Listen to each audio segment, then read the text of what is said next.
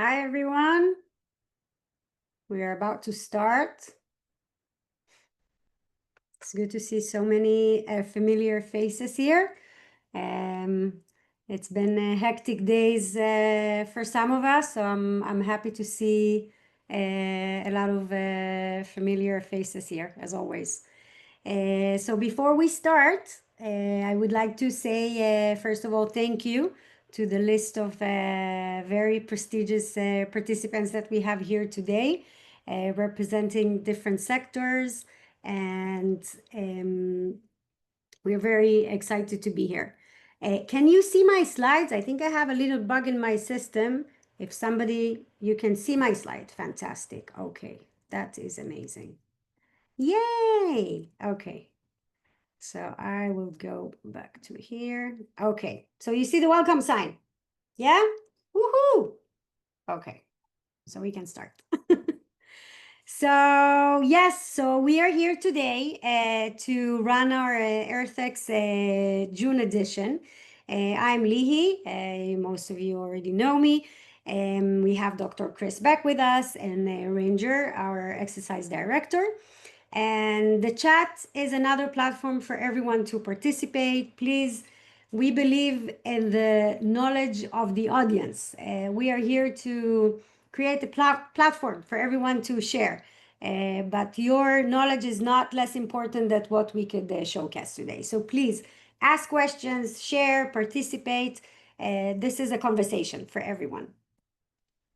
So I will talk really briefly about what we do, and then we will have Gil with us from the Genome team to tell us 2 minutes about the project we've been running.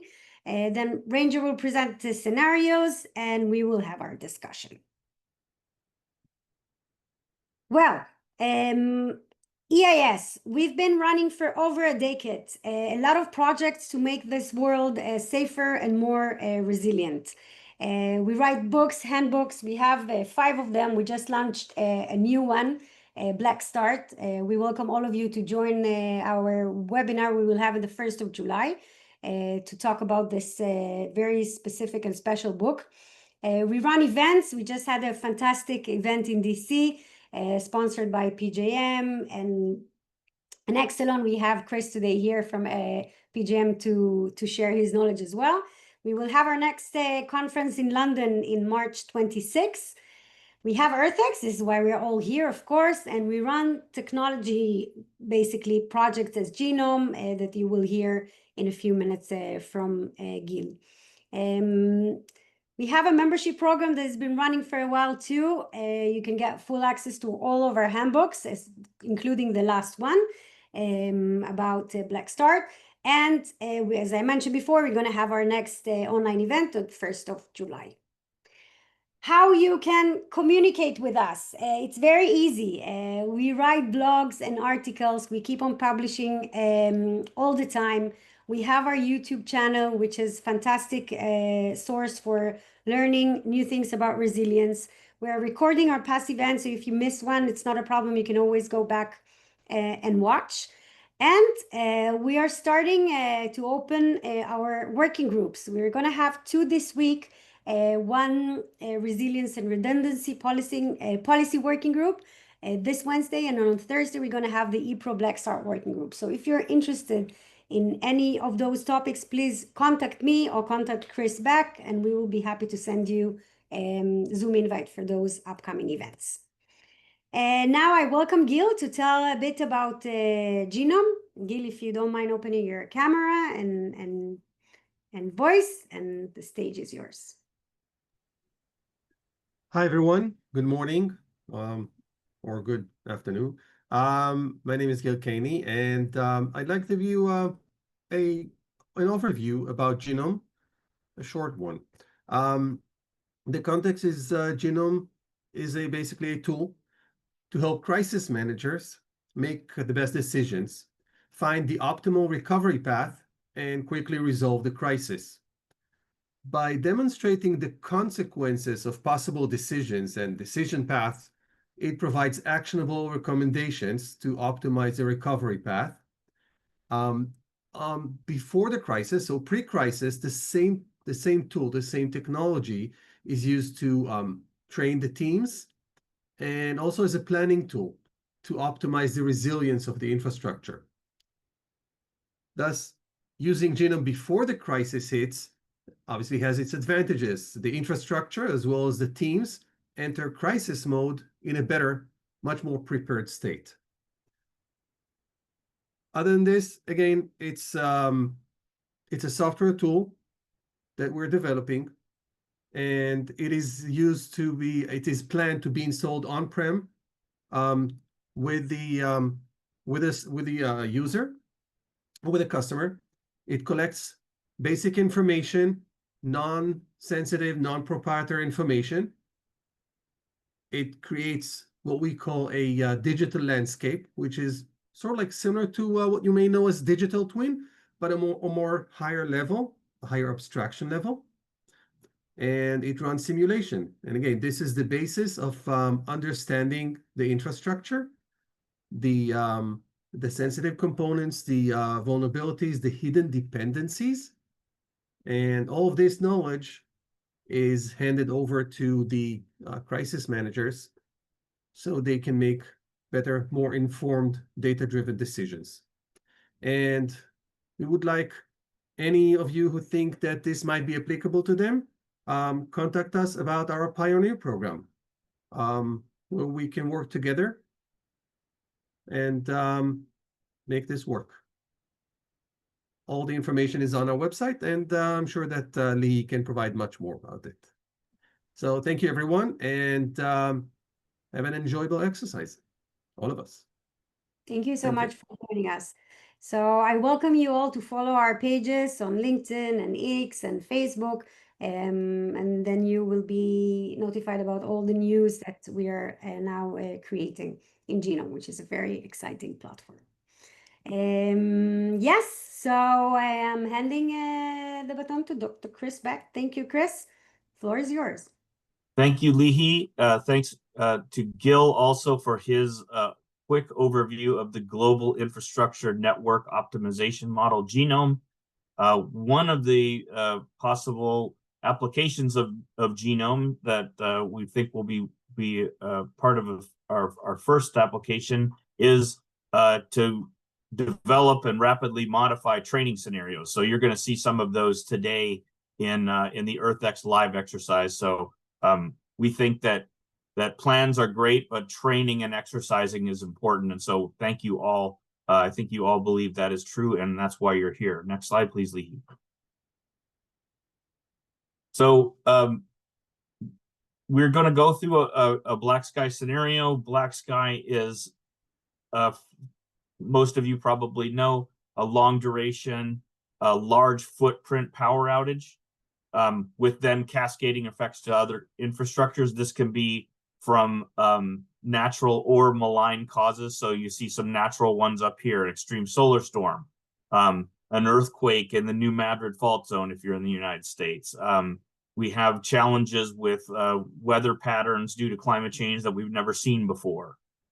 We've all lived through the latest pandemic, and that combination with climate change and pandemics is one of concern. We'll probably see those again in our lifetime. We also have malicious events on the next slide.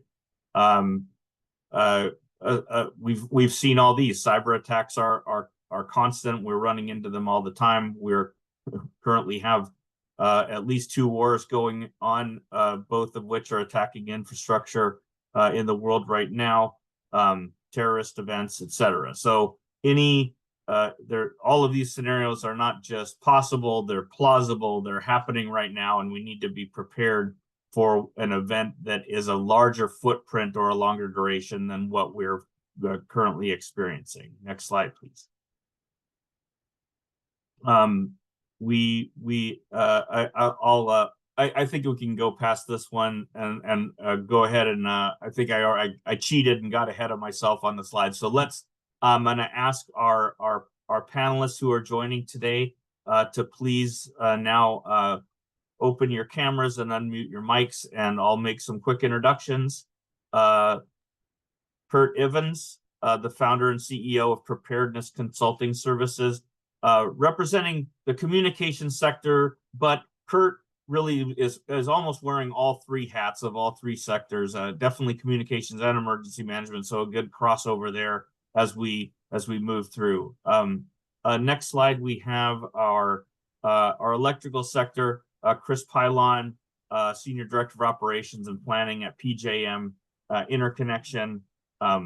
My personal favorite RTO since I'm in his footprint. Mariana Holden is a commissioner emeritus at the New Jersey Board of Public Utilities. She just had a recent op-ed in USA Today about the challenges in New Jersey, but those apply, I think, nationwide. So very worth your time to take a look at that. And then finally, we have the emergency management sector represented Benj Corson, Manager of Resilience and Mitigation, two of the things that we're focusing on. And it's great to have the interplay between emergency responders and planners, because we shouldn't just separate those two and have responders just deal with whatever they find. They should be informing what we do in pre-event planning as well to mitigate, make the effects of anything less dire.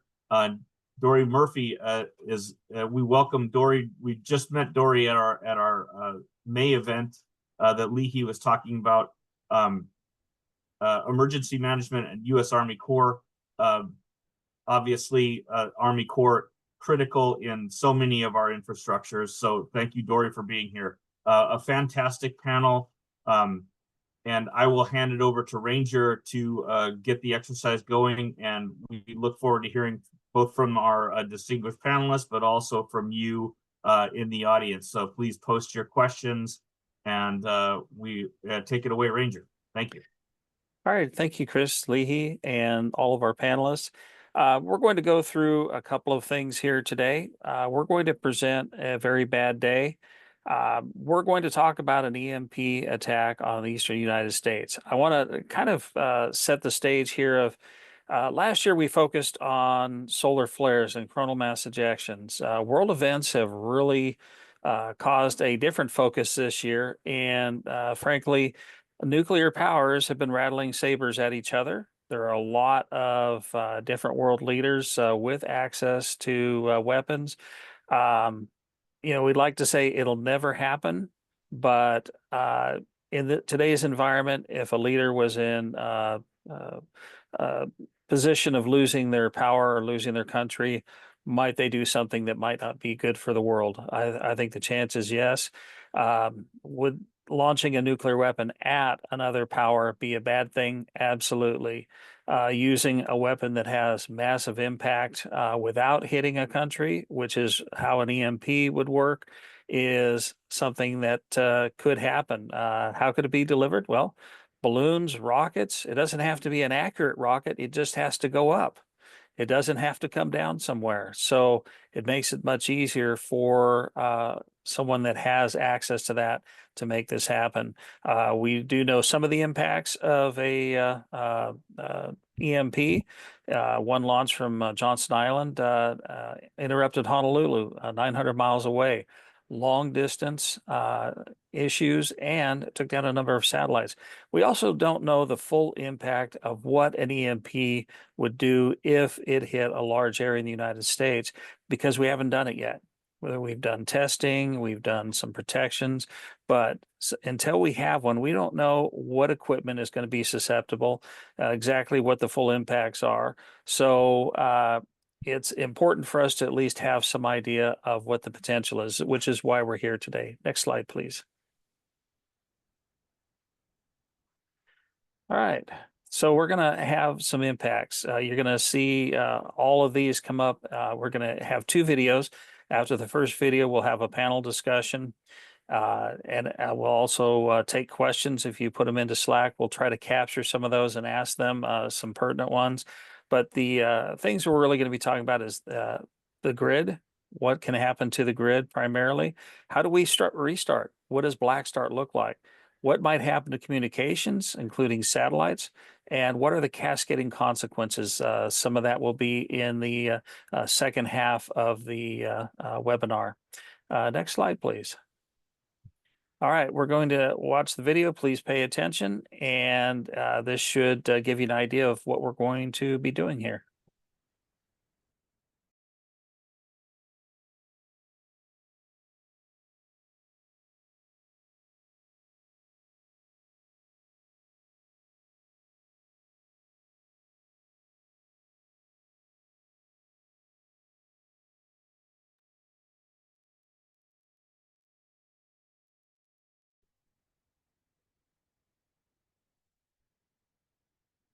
After 2 nights without light and heat, power still out for 100 million Americans. Travel, gridlock, communication still down. When will it end? And who is responsible for the EMP attack? No straight answers from officials. NWS News in Los Angeles, good morning. And it looks as though things will not be changing overnight. FEMA reports that 11 of the 20 largest pipelines that supply most of the natural gas used by power companies in the blackout zone have shut down, reportedly due to both electricity cutoff and EMP damage. As this outage continues, it is not only generating stations on those gas pipelines that are running out of fuel. Critical facilities are now depending on backup generators, and in many cases, on-site diesel fuel has run out. And failing generators are also affecting things like water. FEMA, DOD, and the National Guard have helped plants supply large cities with emergency fuel and mobile generators. But small city plants are on their own, some on their last legs. Many plants simply shut down when the power went off. You can get along in the dark, but water becomes a health and safety issue very quickly. FEMA is working to get the word out to residents of areas with no pressure to boil all non-bottled drinking water as a precaution against waterborne disease. A short time ago, the president reassured Americans outside the disaster zone concerned about their loved ones. Putting you guys through. Thank you all for your efforts over the past 72 hours. Reminding you that strategic security issues associated with the EMP attack are not on the agenda for this meeting. Mr. Administrator, please begin your update. Thank you, sir. We are working towards ramping up the largest mobilization in FEMA history. Joint field offices have now been set up in some of the impacted states. We're constrained, however, by substantially reduced numbers of incident management assistance teams and limited functionality of our operations centers running on backup power. Fuel supplies are also running low, and we're starting to see generator breakdowns. And of course, now that the cell networks are all down, communications have become a major obstacle. In regards to nuclear reactors, additional diesel fuel has been delivered to the 84 commissioned and decommissioned plants. Some reports of operating problems with their backup diesel generators. Thus far, we've been able to find workarounds. We will need to make this a #1 priority for the DLA and for supplemental assistance, possibly international. Military transports are already working to an unachievable mission list, especially with the major highways gridlock. Looking forward, if this outage continues, water is becoming a major concern. Thank you. DOE, can you give us a rundown on the latest outage figures and your most critical issues? Sir, only small sections of the grid are re-energized, mostly on the fringes of the affected area. We still have around 100 million people without power. In previous outages, like Sandy and the 2003 blackout, hardware damage was limited. That is not the case here. We will need much more detailed information before we can forecast a restoration timeline.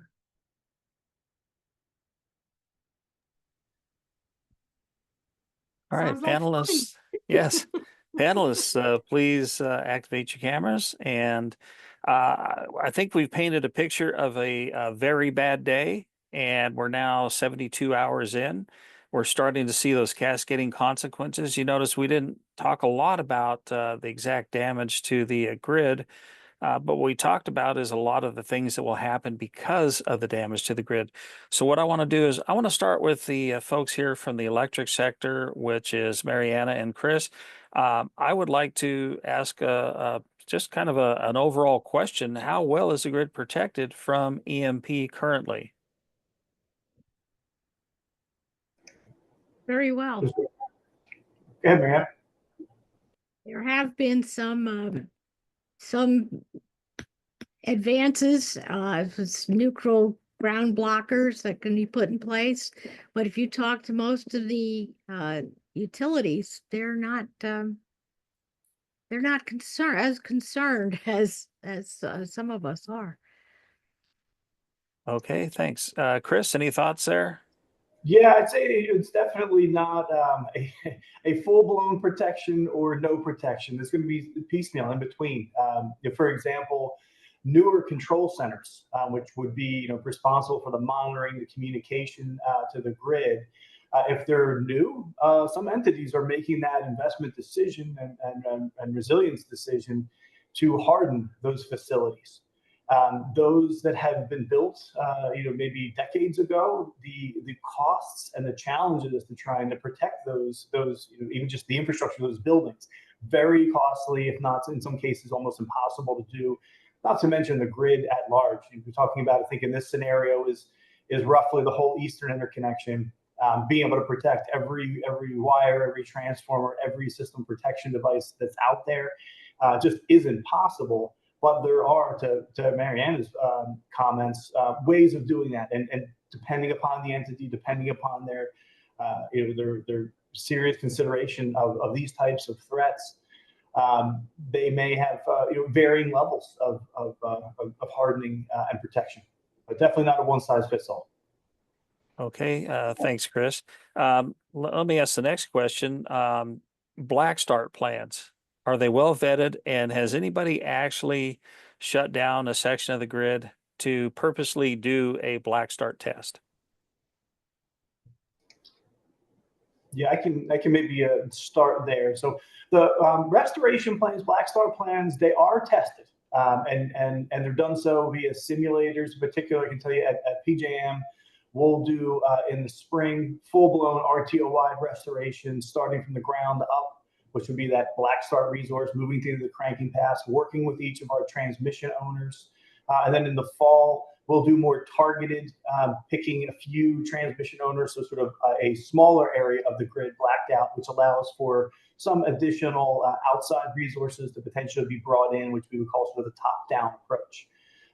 They're reviewed, especially every time there's grid changes, new generators coming on, generators retiring, cranking paths to get from that black start generator over to the first generator you want to start. They can change. They're validated very frequently.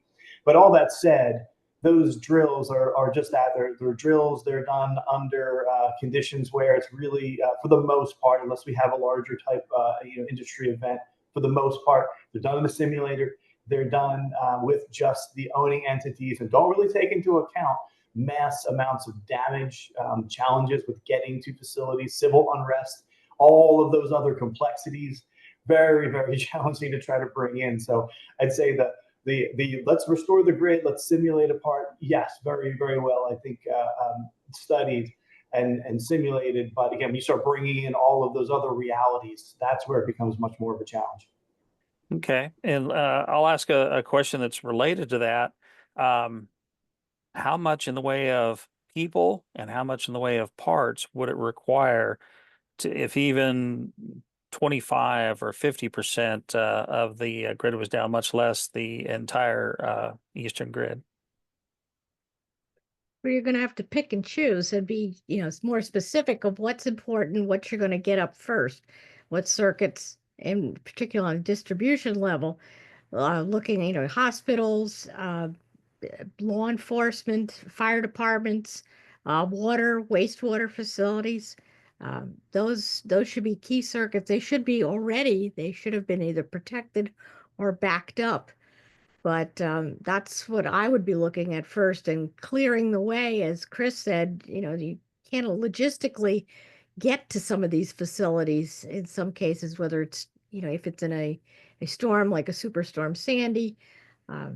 But most of as a regulator, we didn't, I don't think they look very closely at the plans and the testing of these things, but in talking casually with various distribution companies, they have plans in place and they are thinking ahead and thinking of the unknowns. All right, thank you. What I want to do now is, given the picture that's been painted of totally positive, easy to do, and we'll be right back online. I'd like to move on to communications and really looking for Kurt to kind of fill us in on what might happen to the communication systems and the backups that are out there. So, Kurt, please weigh in. Yeah, Ranger, great question. I think it's important to note here that prioritization for protecting communications infrastructure in an EMP event is frankly not there, especially in the energy sector. So when we're talking about protecting something in the energy sector from an EMP type event, communications devices, especially your day-to-day communications, is not something that's considered a priority. And this type of event, you have to reasonably assume that your day-to-day primary communications will fail. When we're talking about a PACE type architecture, primary, alternate, contingency, emergent, you have to assume primary and alternate will probably go down. And there are a lot of arguments out there that you can read from a technical standpoint where people try to assert that there will be limited impacts on some modern communication technologies, whether it be cell phone, satellite communications, or push-to-talk capabilities. The argument's almost null and void in terms of the direct communication device impact, because if at this point in the scenario we're talking 72 hours in the future, you have such holistic impacts, whether it be power, fuel, traversing the environment that's been impacted, you're going to have those effects on communications. All right. So here's a quick question. Let's see. Let me move that out of the way. Really looking at kind of a wider view here. How about satellites? We know that Starfish Prime way back when in '62 knocked out satellites in their early stages. Now we have very sophisticated satellites. Are they ready to deal with a EMP? The satellites simply are not prepared enough, especially the more commercial type satellites that we typically all rely on if you take the U.S. government out of the equation, for example. And especially in this particular scenario environment, if we're assuming that there was a weaponization employment of an EMP, it is certainly reasonable to assume that the same sort of targeting was provided to above Earth satellites. So you have to assume that your satellite communications will be disrupted, or at the very least unreliable. And I think that also takes into account GPS. What are the backup plans if you don't have ground communications, cell phones, or satellites? What are we left with? At that point, you're going to be limited to line of sight radio frequency type communications, and you also have direct line opportunities. So whether it be fiber, I know I saw some comments in the chat talking about commercial telecommunication capabilities. Any of those that have survived the event are still energized with electricity and that can be utilized. That's where you're going to be at. And of course, if you're looking at radio frequency line of sight, whether it be a complex terrain, urban or rural, you're going to have to be able to retrans those signals because if you can't see, you can't communicate. And I believe you've had some experience in a black sky environment recently. And can you kind of talk about that lack of communications and the things that you were able to use while you were there? No, absolutely. So for background, my company, we headquarter in Western North Carolina, where we found ourselves at ground zero for Hurricane Helene last year. Both personally and professionally, all of my team lost pretty much everything that you would rely on across all 16 sectors of critical infrastructure, including communications and power. So we very quickly had to improvise, especially when we decided we were going to execute relief operations. And what we found ourselves is, much as I said, primary and alternate systems failed. And the lack of prior coordination, even among us, I'll say candidly as professionals, was glaring. If you don't know even what frequency what privacy code you're going to be programmed to on your push to talk capabilities. Is Comcast coax capabilities still existent? In some cases, it was severed. In this case, we were able to use Starlink redundant capabilities because it was a natural disaster and thus our satellites were not disrupted. That was certainly saving the day, but it also became very clear that we were 90% leaning on that capability sometimes. So to go to the question you asked, Ranger, if our satellite capabilities are disrupted and we're limited to just line of sight radio frequency and limited direct line capabilities, I can tell you how devastating that would be. And the vast majority of what we were even able to accomplish to save property and life immediately in those first 120 to 72 hours backwards, it would not have been possible. All right, thank you. What I want to do now is add in one other component as I go to emergency management, and that is we are hearing about communications, but a lot of us are extremely dependent on data centers for holding our information, holding our systems. And so as I go to emergency management, if we can't communicate with the data centers, we can't communicate normally, and our power is out for more than 72 hours.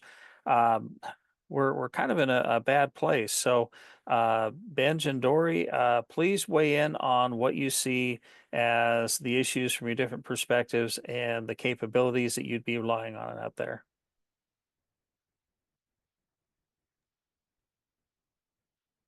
Well, I mean, if you're not friends with a ham radio operator, you should probably become one.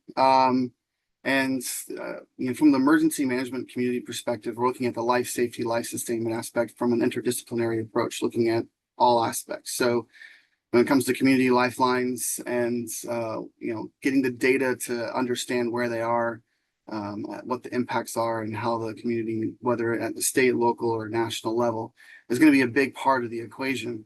You're almost a two-pronged effort here. One, you're trying to address the root cause issue, which is the power outage itself. And then the other part of the equation is that you're also going to be dealing with the consequence management of a population without power, with over 4+ million Americans that rely on some kind of medically dependent or power-dependent medical device. Somewhere north of 12% of the population is food insecure. So these are all real major concerns. And then you layer on top of that the fact that without power, you can't really pump water or have clean water. You're going to see some very rapid degradation of how the population interacts with each other and the ability of the government to communicate to the population and help point them towards a positive outcome. All right, thank you. And Dory, I believe you have a lot of experience with response and with key assets that will be important. So. Yeah, so I would, of course, echo everything that Ben's just mentioned there. And then, my experiences in federal support to jurisdictions that have been impacted.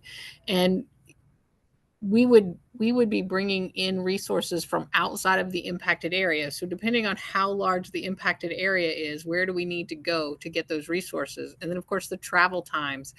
You mentioned data centers. Data centers are key. You need data centers to fly airplanes, to manage trains and rails and make sure that they don't run into each other, right? Like there are so many things impacted by data centers. Most data centers have about 72 to 96 hours worth of water that they keep on hand, just like our hospitals.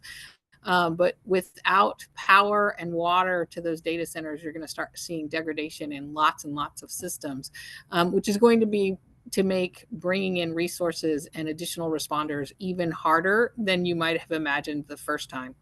And again, it depends if we're in a black sky for a small geographic area, or is it, the entire northeast of the United States, or, the central United States. And if we're in Europe, right, like, is it a whole country that's down, or is it just one small region? That's going to make a big difference as far as where can we bring in responders from and how do they get there? At best, you're looking at 24 to 48 hours for responders to be coming into an impacted area like this from other areas. And that's when aircraft fly. So if planes are grounded because we don't have the data to support them being in the air, we don't have GPS controls, et cetera, then that's going to be even further slowed. So they're going to have to drive in by car. And I'm seeing in the chat lots of discussions about whether or not we even have cars. So it's not looking like a good day. So the other things to think about is water. I sit in the National Capital Region here, and we have a water supply mission. We can supply waters to some portion of the National Capital Region of the United States without power. But it's not the full need and full component, right? And so you're going to start seeing people migrate from one area to another to get the resources that they need.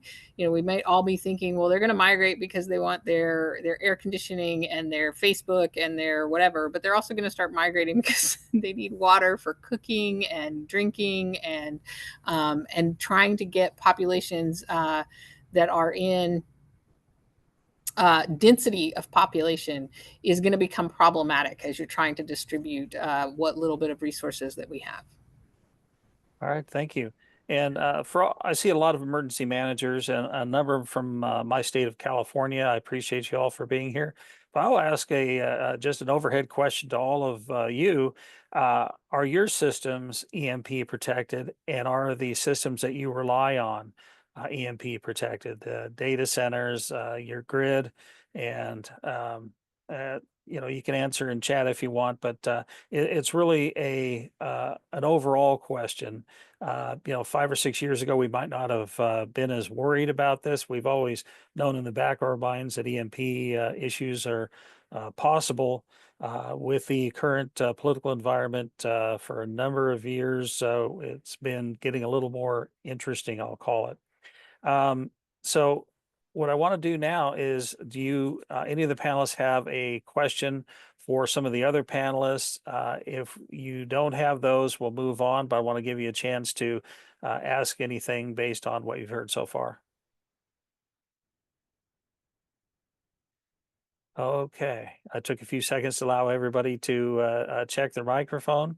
What I'm going to do now is ask Leahy to play the second video, and then we're going to talk about, as this goes on, things, believe it or not, are getting worse as time goes on.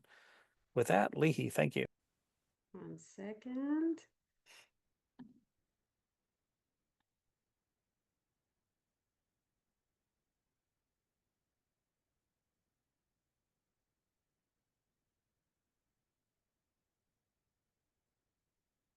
With your permission, I'd like a representative from Edison Electric Institute to brief on restoration status. Go ahead. Thank you, sir. As the Secretary of Energy indicated, the geographic extent of the outage is unprecedented.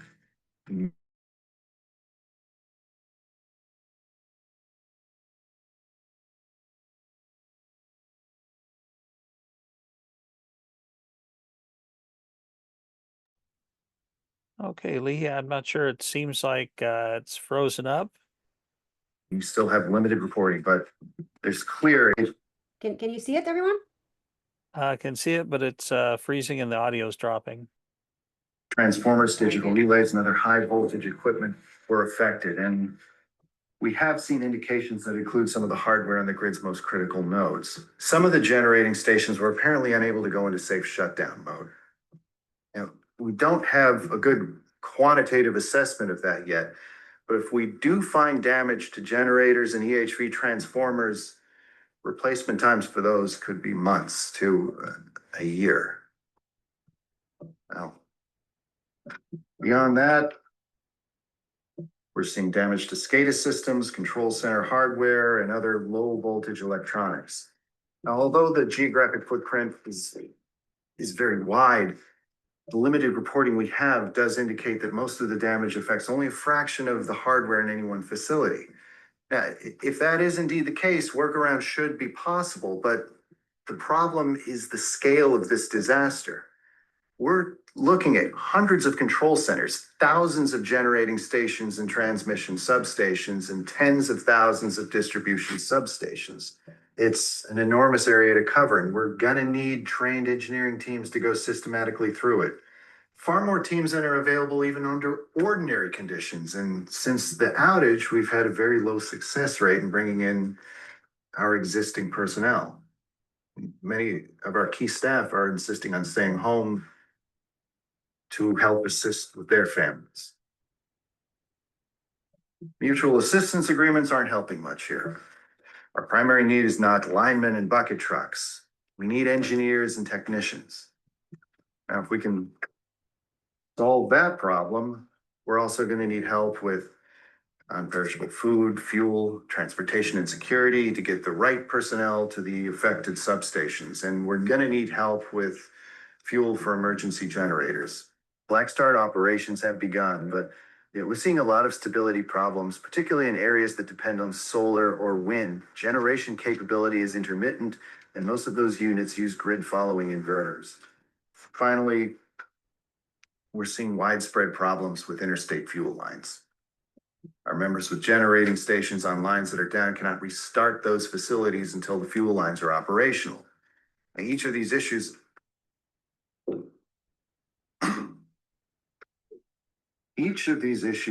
represent very complex logistical challenges. At this point, we need to plan for an extended outage duration as a contingency. If water systems shut down and there are significant food and fuel shortages, we're likely to see growing migration. I've asked the Red Cross to provide an update on the developing mass care and sheltering situation. Sir, we are seeing rapid growth in the numbers trying to migrate or heading to shelters. We have small sites set up in some of the urban areas, but they are not fully functional, and we are having challenges in resupply. We're working to set up much larger sites in anticipation of need, but that process is going slowly. We're estimating less than 10% of our normal labor force in the affected area. And with phone service down, those numbers will not improve. Also, our staff is mostly volunteers, untrained for an event of this magnitude, most with their own personal disaster-related challenges. It's also unlikely we will be able to sustain large sites that are too far into the outage zone. We would need a significant and steady increase in transportation of aid supplies, security support, and trained labor to keep those sites going. We are reaching out to the National Guard in several states to help with convoys, and that may help. But if we lose water service and wastewater. As you can see, sir, this has quickly become a resource-driven event. We are doing everything we can. Thank you.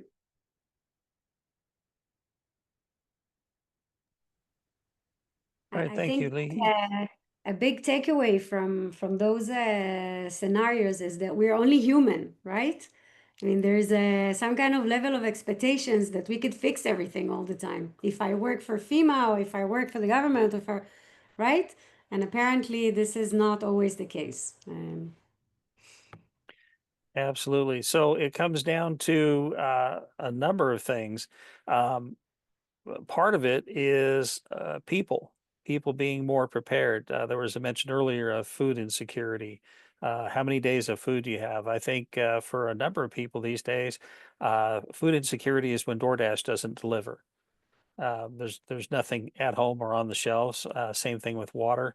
So I think in the major metropolitan areas, we have a big concern at this point, and we primarily aim this at some major metropolitan areas because folks that are used to being isolated out in the country are going to do fairly well. But if I was a bad person aiming at a country, I would aim for those areas that are going to have the most impact. And frankly, one nuke with an EMP is a pretty low budget weapon and approach there. So what I'd like to do now is we're going to go back into the questions here. And I'm going to start with electric again. And I'm going to ask, who do you need to communicate with as this outage time increases? Who needs to be contacted, and how are you going to do it? I guess maybe I can start here.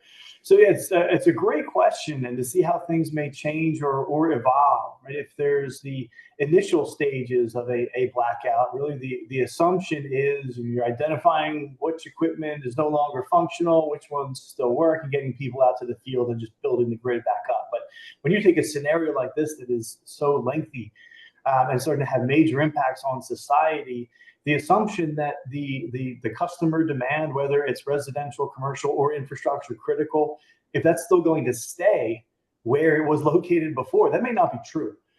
For example, a major city, if it is being evacuated and people are moving to various areas of reserve food, for hopefully getting to their electric, and for other safety reasons, you now need to coordinate with those entities who are moving people to different locations and considering that as far as the prioritization, and not only just where they plan to move the people, but also being able to give indications of which infrastructure you may have and helping to coordinate where a good place could be to help to locate some of those additional people, whether it's just residential or it's emergency first responders, and trying to prioritize getting power to those areas as opposed to what may have been your initial plan, and thinking you know where those critical loads are on that given day. So that would make it for a very different challenge as these things went over time, not to mention just all of that sort of supply chain sort of perspective of getting the people, the materials and resources, as well as the safety and security that you need to get out there and actually start the repairs and start that restoration. Thank you. Mariana. I sort of went through this and ran a little electric utility, and quite frankly, I can't imagine, well, maybe it's just us, but I can't imagine that people who have knowledge are going to stay home and hunker down with their family when they know they could do good and be getting the systems back up and running. And quite frankly, I even had, besides all my electrical workers reporting during Hurricane Irene, they even had retirees showing up. What can I do? How can I help? So I just think, I don't know, maybe I'm altruistic, but I don't see people, sitting back home and not, they want to make sure their families are taken care of, but there's other ways to do it than just sitting on your hands. The other thing that is to get supplies of, whatever fuel is needed, and to set up depots so that there are ways that municipalities can get to fuel so that they can need it to run a generator for their emergency center, places where people can go charge up whatever they may need. You could set those up. I think it's going to be more of a local thing starting out and then branching out. The other things I worry about is the one fellow that was sort of doing the prepping. It was like Mr. Panic First. You really need a cool head and somebody that's going to take the incident, take command of the incident, and then kind of do it in a tree out. So who's going to call? Who's going to contact those, or how are they going to reach these? Government leaders. Everyone's going to be beating down the mayor's door. Why isn't the power on? When's it coming back? People are very anxious about these situations because it's unknown to them. And certainly, yeah, you do have to train people on if I boil water, how long do I do it? And, is it safe to drink? And you even have to go to the point of telling people, don't drink it when it's boiling hot. It has to cool down. Yes, Maria, everything should come when with a should we warning. start this education? This is a good question, right? I mean, I just participated in this wonderful blackout that we had in Spain, and the things you were mentioning now, I've never heard of. When do you start? You probably have to start in school when people are young, so they might remember it when they get older. Let me throw out another question that goes with this. With these data centers, the increased amount of power that's needed, there's been a resurgence of nuclear, refurbishing old plants, keeping them going, and pulling from them. My question is, how well are they prepared for EMP based on some of our pretty old plants? And then the second thing is, since fuel is such a critical issue, and it's especially a critical issue for the existing nuclear plants, whether they're producing power or not, how do the utilities get to the governments who actually are going to be controlling the disbursement of fuel. And is that pre-set up and it is guaranteed to work? That's kind of a very long question, but I think it ties the pieces together.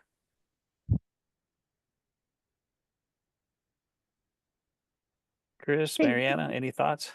nuclear, your fuel is on site, so you don't have a problem there. It's the other forms of um, generating. Are they going to be protected? Are they going to be able to get supply? It sounded like in this scenario, the gas pipelines were compromised, and perhaps those plants are not able to run. If you're lucky and you can do coal and gas and can switch off between fuel supply, that's one thing. But as far as being protected, I would think, I'm pretty certain that the nuclear plants are pretty well contained and insulated from that. I don't know about their backup generation. That's a good question. Okay. The- Well, we try to ask the good If I ones can here. pick up on that, I'll take the baton there from Mariana, who I would say, yes, it's true that the nuclear plant itself is quite hardened. The nuclear plants historically, we haven't built any new ones in quite a while, so they're not very computerized. In other words, their electronics are old and tough. However, as Mariana then pointed to, well, and there's nuclear fuel on site, but the standard operating procedure when there is a problem with the electric grid is that those nuclear plants trip offline and go into safe shutdown mode. And that means that they rely on their diesel generators. And if you had a situation like this, resupplying that fuel could be a challenge, or other things like that. So you get into a sort of scary scenario where the safe shutdown, it's not generating power, but it is generating heat, and you need to keep that core cool, etc. So the ancillary issues might be the challenge. And again, the plant itself might not be damaged, but from an EMP or a GMD, the generator step-up units, transformers, those are a prime target for geomagnetically induced currents at any generator, whether it's a nuclear plant or not. So it's all, as Mariana said, it's all the ancillary stuff that makes me nervous about nuclear plants, probably not the actual nuclear plant itself. All right, thanks, Chris. I have one last, I'll call it an overall connected question for the electric sector, which is, what is the delivery time of a very high voltage transformer, and the odds if there's a number that are needed? And that ties in with the other half of the question, which is, how long might a black start of the Eastern grid in this scenario take? I can start. Yeah, the EHV transformer. So there are spares, which is good. There's spare sharing programs, and when things like this happen, utilities come together. Now, if you're talking the entire Eastern interconnection, those spares are going to be, potentially they could be damaged. They're going to be utilized pretty quickly, but you'd be talking years to have new transformers built, and that would be even including. You'd have to be contacting the government and getting the Defense Production Act, I think, started up and shifting towards all critical aspects, EHV transformers, for the grid, any other types of equipment, but that's really going to cover all sectors. You would have to mobilize really the whole country, if not, the whole world in these types of scenarios, and relying on friends, allies from overseas to help expedite that. But even right now, you could be talking sometimes 4 years, depending upon where you're at as far as on the list of your suppliers to get those EHV transformers. So it would not be quick if there was significant damage to them. Okay, and what goes with that is that rough guess of how long restoring the grid might take, if you had good communications, or even if you didn't. Well, if Hydro Quebec is running, so we always go up to there or Niagara Falls. That seems to be the fail-safe for Eastern. The East Coast worked in 1965, worked in 2003, but All right, Chris, any thoughts on that, the timing? Yeah, I mean that's probably the impossible question to ask. I mean, the goal under an outage scenario is to be back up in like 24 to 48 hours.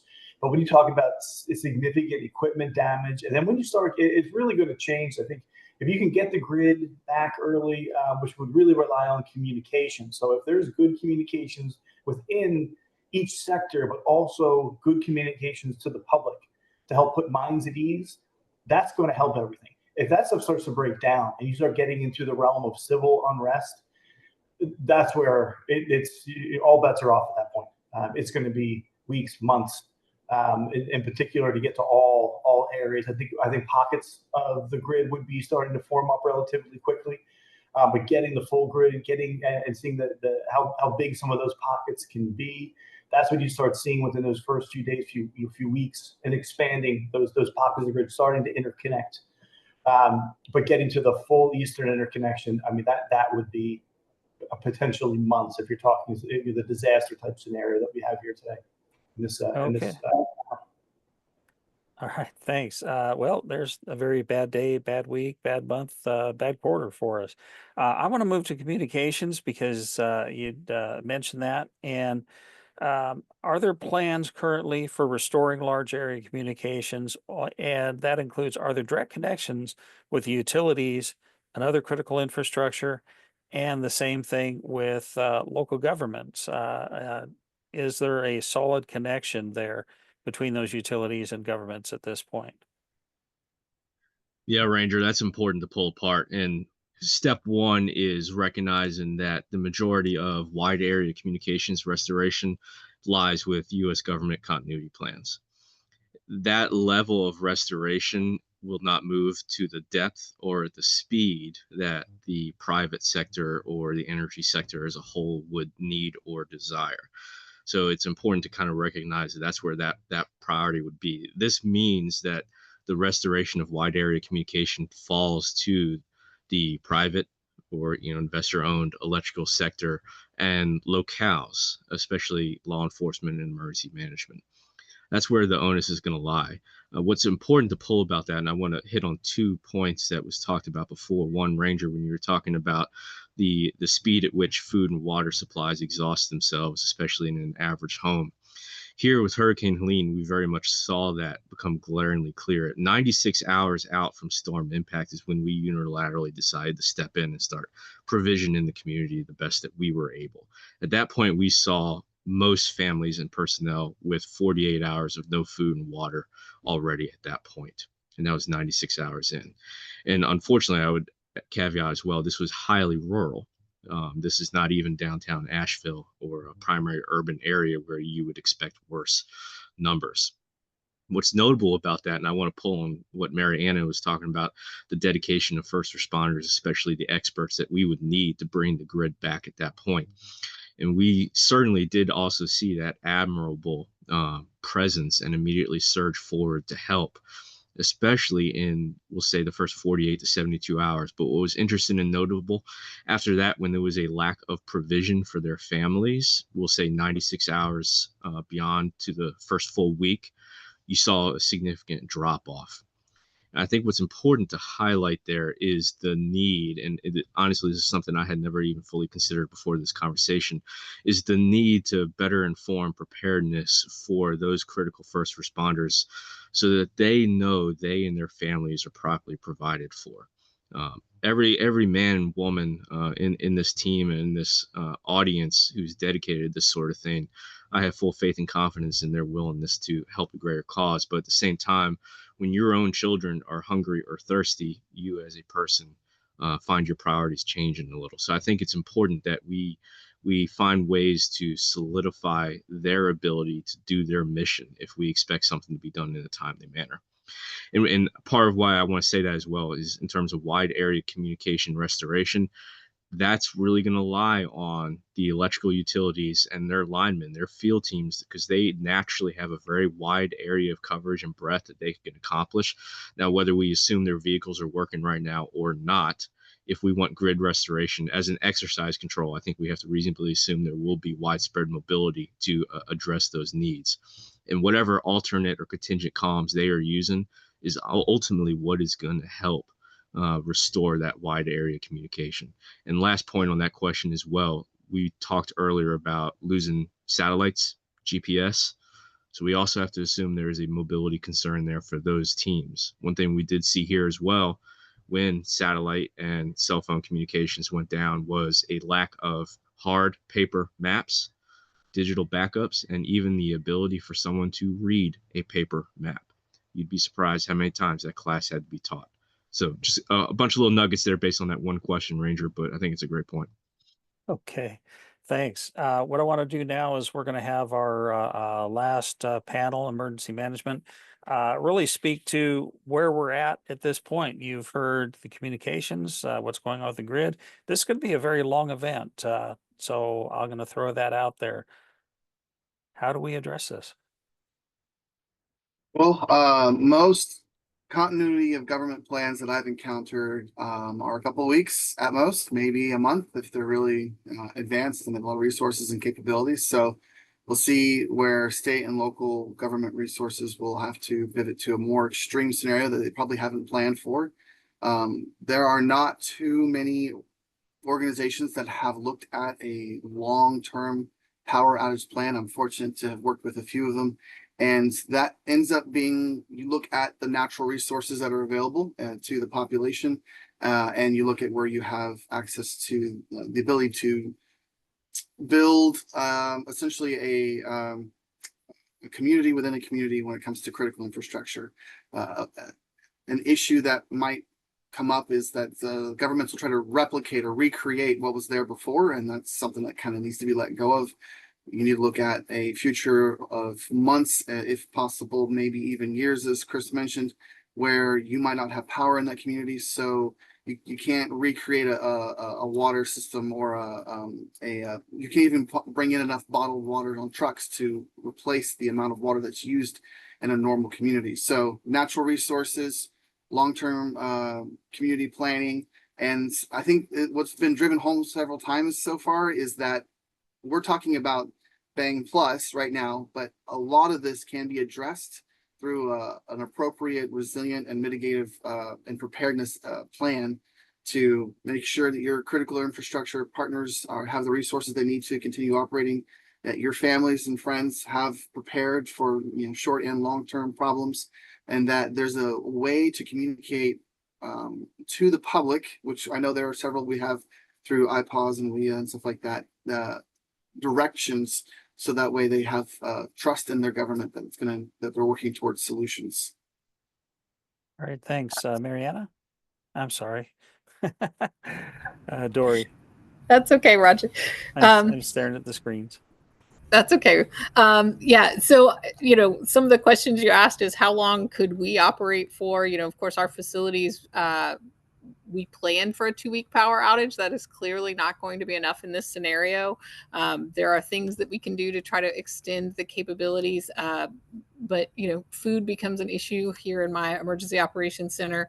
And I really think, Ben mentioned going to continuity of government, but we almost are going to go into a devolution state, right? So I sit in the Baltimore area and cover 6 states for the Army Corps of Engineers. But if there's no power in the entire North Atlantic coast of the United States, we're going to have to rely on my counterparts in another part of the country to figure out what needs to come in to support us, right? And we would go there to get to functioning areas to send more things back into the air, as thinking about your own families and then your neighborhood. I know in our May event that I was at where I met you, we talked a lot about islanding, right? And so like the Department of Defense is really trying to create installations that are islands that are fully functioning off the power grid capable, so that the families and the military personnel that are there can support themselves, so that they can also be responders. And if we can create enough small islands that can function on their own, you know, some of the discussions we had back in May, I'm not going to say that I'm the super smart one, but but right, if you can create these small islands, those islands can also support the restart of the Black Sky plan for the power grid. So I think really making a concerted effort on how can we create these islands of independent power and independent water infrastructure so that we can then spread those islands and connect them together to recreate a community in a, you know, sort of a wheel and spoke aspect. All right, thank you. I'm going to throw a couple of other thoughts in here. We're kind of winding towards the end, but one of the things that would be a challenge is if somebody is going to be, I'll call it crazy enough to launch one on the East Coast, might they also launch one on the West Coast? You know, that's if somebody's going to do one, they're going to do the other. And what are the chances that there wouldn't also be a very concentrated cyber attack either right before or after? So if this is a war scenario, I think all of these are possible.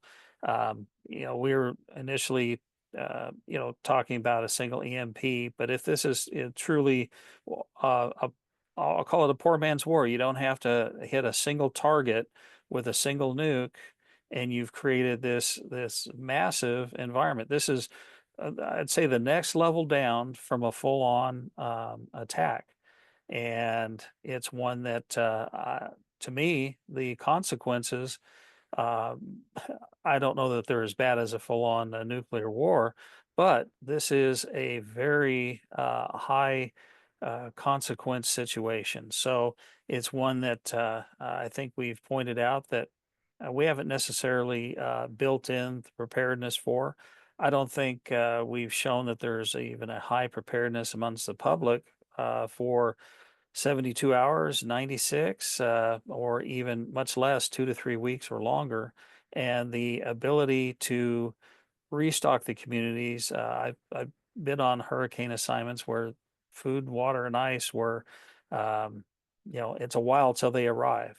And I think that was a key takeaway. And the other one is our people, the people with the utilities, the people with communications, emergency management, all the responders.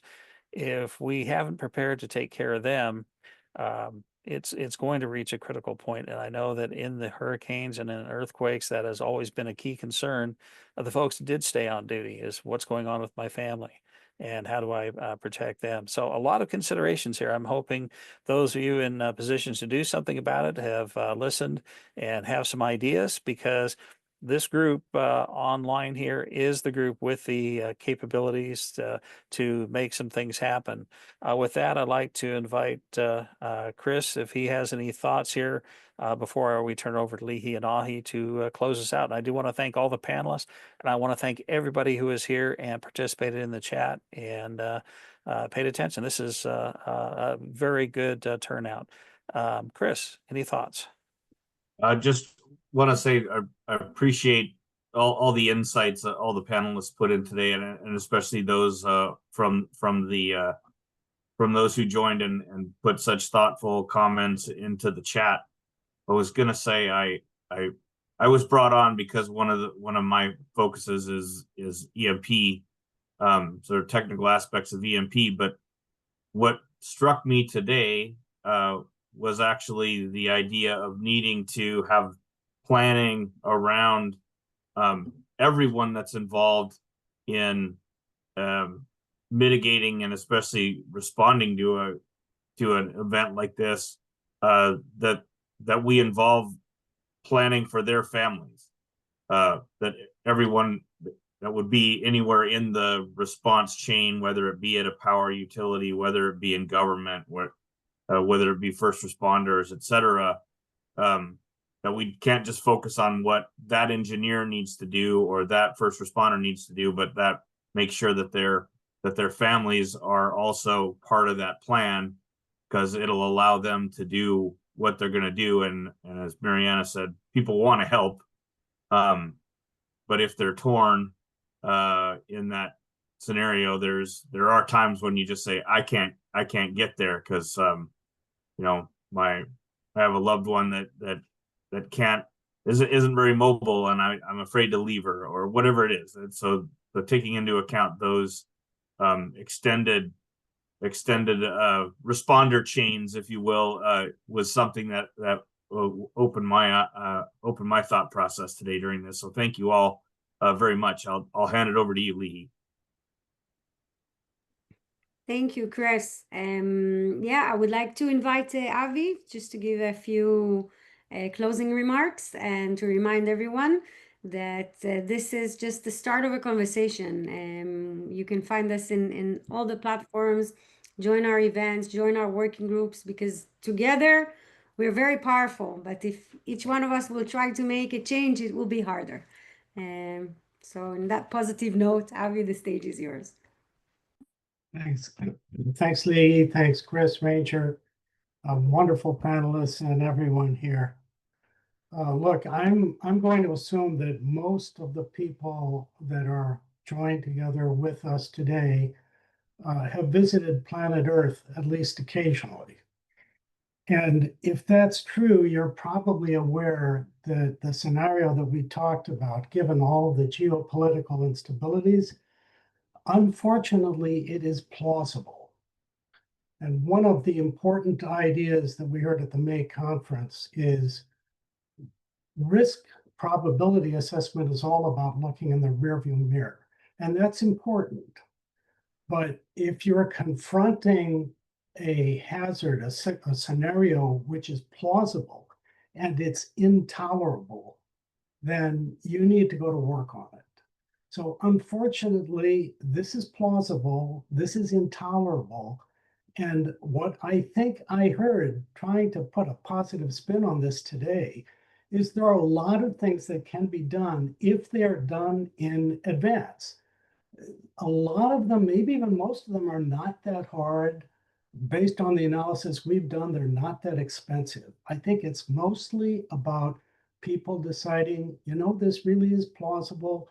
In the domain I live in, the kind of work I do, I'm going to try to do what I can to move this kind of planning forward. I think that's critical. We'd be very happy if people want to maintain their connection with us, and we can share some of the work and the initiatives that we're moving forward.